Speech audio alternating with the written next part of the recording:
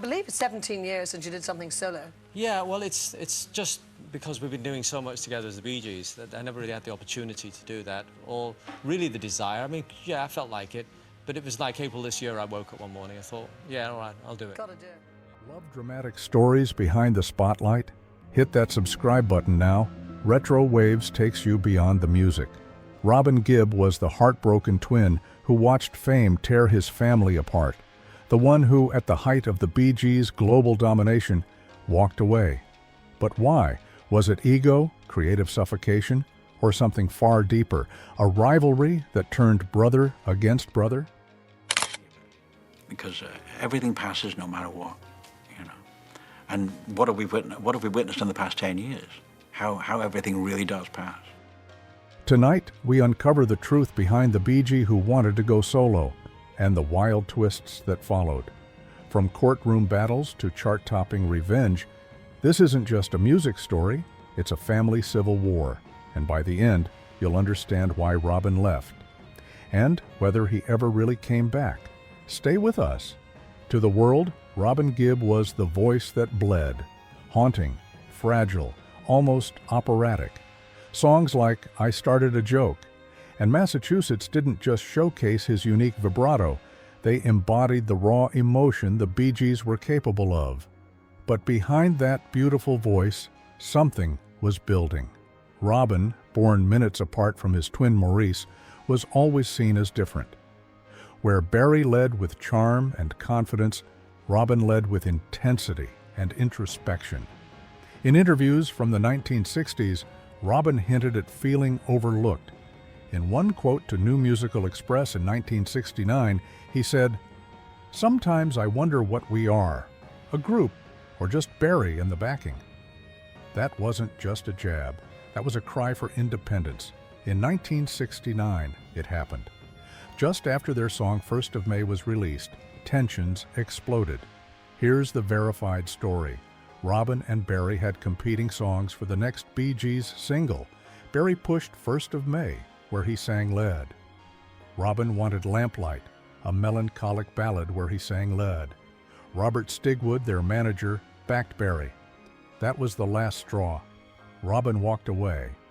In a public statement, Robin said, "I don't see why I should sing only a couple of songs per album."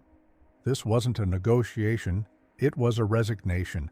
And suddenly, one of the Bee Gees became a solo act. Robin wasted no time. He released his first solo album, Robin's Reign, in 1970, and the lead single, Saved by the Bell,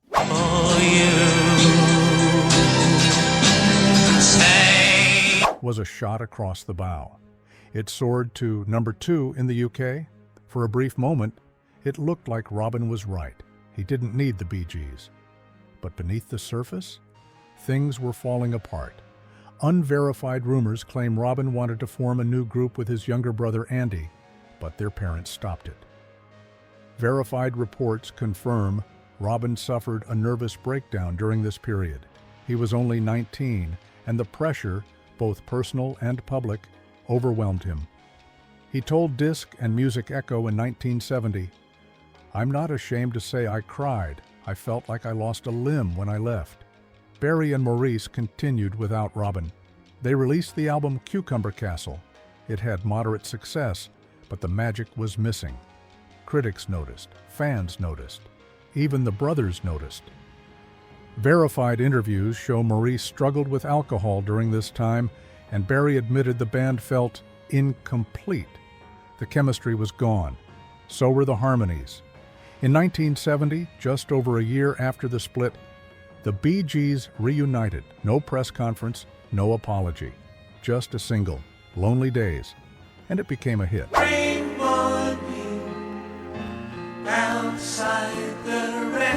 But why did Robin come back? Verified facts suggest it was their father, Hugh Gibb, who forced a sit-down.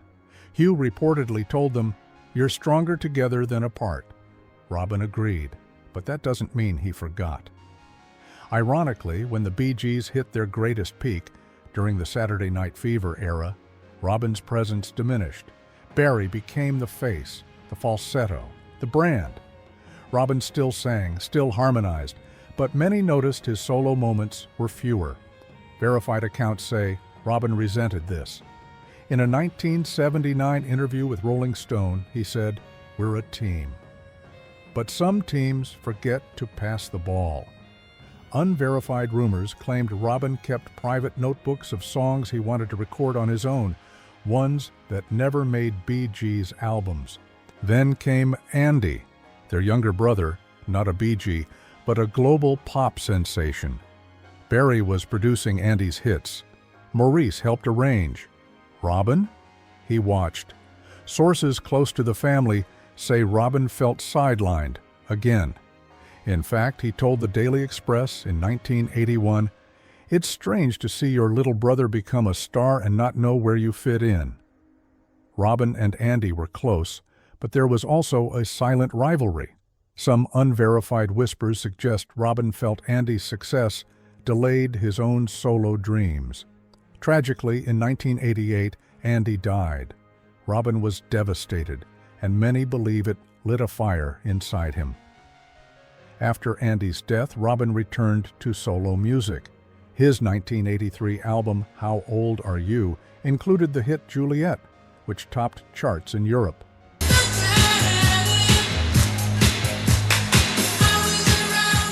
This time, Robin wasn't escaping the Bee Gees. He was just stepping out when he needed to. Critics praised his lyrical maturity. The voice was still there, aged, cracked, but unmistakable. In a 2004 BBC interview, Robin said, "I love being a Bee Gee, but I also love hearing my own voice, alone." It was no longer about rebellion, it was about legacy. Behind the scenes, Robin was more than just a voice. Verified documents from music rights registries show Robin co-wrote nearly every Bee Gees hit, from Stayin' Alive to Tragedy. He was the emotional architect, the one who added melancholy to Barry's optimism, who softened Morris's experimentation. Even when he wasn't in the spotlight, Robin shaped the sound. In 2010, Robin began working on a classical project, the Titanic Requiem, with his son RJ. It was a full-circle moment, not pop, not disco, something entirely his. The work was released in 2012, just weeks before Robin passed away from cancer.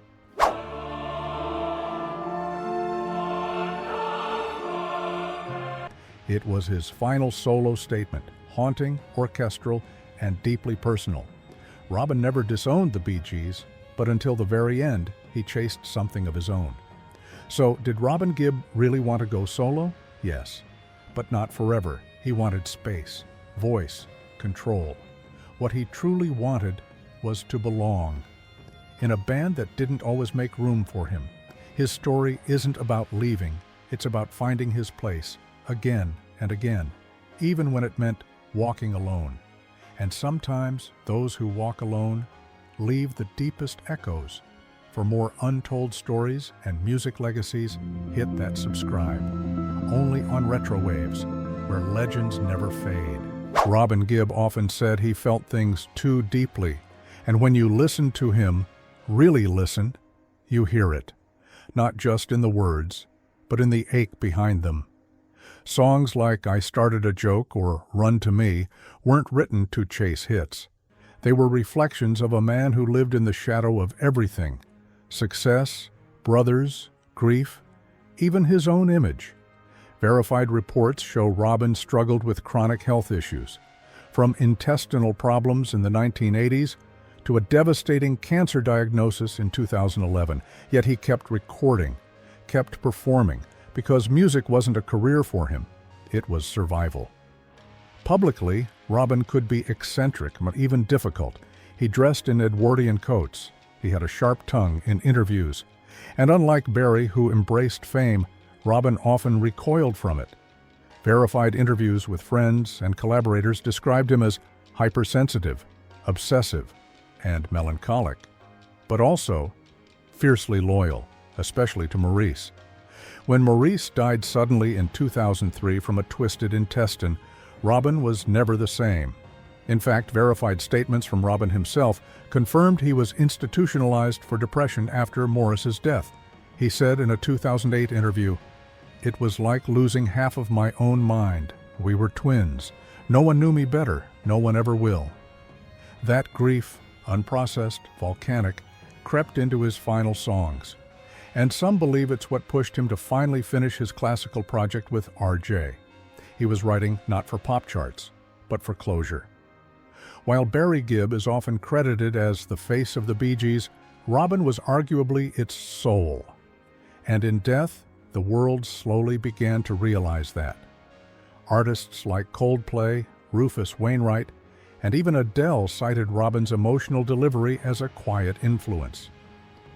When Robin died in May 2012 at age 62, Paul McCartney released a statement calling him one of the most distinctive voices in British music history. And that voice, that trembling, spectral voice, continues to haunt ballads across generations. In the months leading to his death, unverified rumors began swirling that Robin was secretly writing a memoir, a tell-all, one that might have detailed the real causes behind the Bee Gees' internal rifts. But no such manuscript has ever surfaced. What has surfaced? A home recording, shared by his son, of Robin softly humming an unfinished lullaby. No lyrics, just melody. As if even at the very end, he was still searching for the right words. Robin didn't leave the Bee Gees because he hated them. He left because he needed to fly, even if it was just for a while, even if his wings were fragile.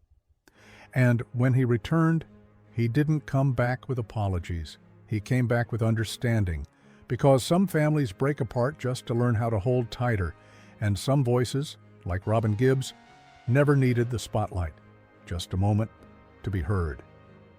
If this story moved you, share it. One voice can echo forever, and on RetroWaves, we make sure it does.